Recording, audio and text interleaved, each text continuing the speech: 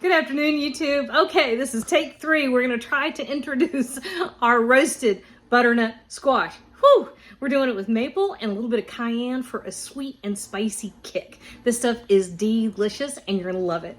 All right, let's cook, y'all. We got a family to feed. All right, we're going to make one of my favorite vegetables. Now, I love squash. Winter squashes especially. Love them, love them, love them, love them. Okay, I'm preheating the oven to 425 degrees. And butternut is just about my favorite. It's dirt cheap. It's easy to work with. It's naturally sweet, so the kids eat it with no problem.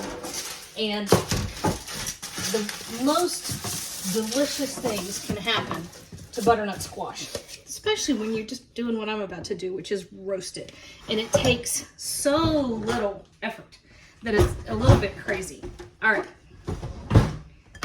Not only that, look at this. Let's see. Butternut squash, like pumpkin or acorn squash, all the winter squashes, they give you a bonus, right? We're gonna roast those seeds in a minute. I'm gonna tell you, that you can, if you want to, put those on top of a salad, and we're all gonna pretend that I don't just sit here and eat the whole batch, because that's exactly what I do. All right, so 1.5 tablespoons of olive oil. You need some, but not too much. This is gonna go into 425 degrees, so it's pretty hot, right? 2 tablespoons of maple syrup. You can use all kinds of things. Butternut is naturally really high in sugars, okay? The high heat pulls the moisture out initially and then caramelizes it on the outside.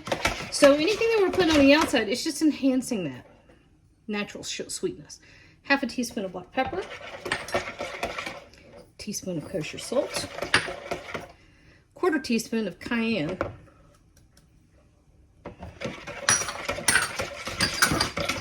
and this is one butternut squash. I peeled it with just a plain old vegetable peeler, right? Cut it in half, scooped out the seeds, rinsed those, and then cubed it up. There's no effort here. Remember our #1 motto. We really want to eat well, but we don't want to work real hard. Not most of the time. I will have to say that I've been watching old episodes of Master Chef. So suddenly I'm wanting to do all the chefy stuff, which is kind of funny. I go through periods of time when I'm working a lot and there's a lot going on. I don't want to work that hard in the kitchen. But when I'm not working much, when it's not in the middle of tax season, or I'm not flipping apartments, then I do all kinds of crazy stuff in the kitchen. It's fun. Okay, so I just tossed that maple, olive oil, cayenne, salt, and pepper. Toss it real well. Doesn't look like enough, but it is, I promise. And then that goes right in there. You can do that all in one pan, actually. I often generate extra dishes just because I want to show y'all stuff.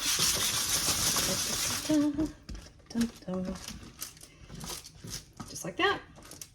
Okay, this is going to take not quite to 425 degrees, which is what I'm at for my oven. But as soon as that hits 425, I'm going to pop this in here. I'm going to give it a timer of 15 minutes.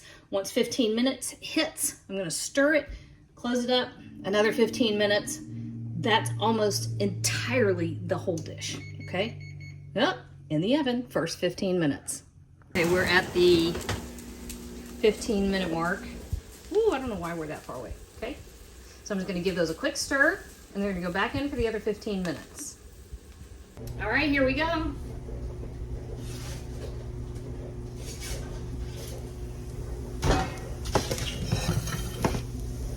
You hear it? It's talking to us. It's saying, I am delicious. It's also hot as a firecracker. Give me a little one I'm not gonna hurt myself on. Okay, guys. That's what you're looking for. You see how nice and soft that is? And on the bottom, not quite as much as it will, like if I went another 5 minutes, but it's getting too soft. It's nice and caramelized. Oh, y'all. That little bit of cayenne and that little bit of maple syrup. That is about as good as a vegetable can get. Ooh.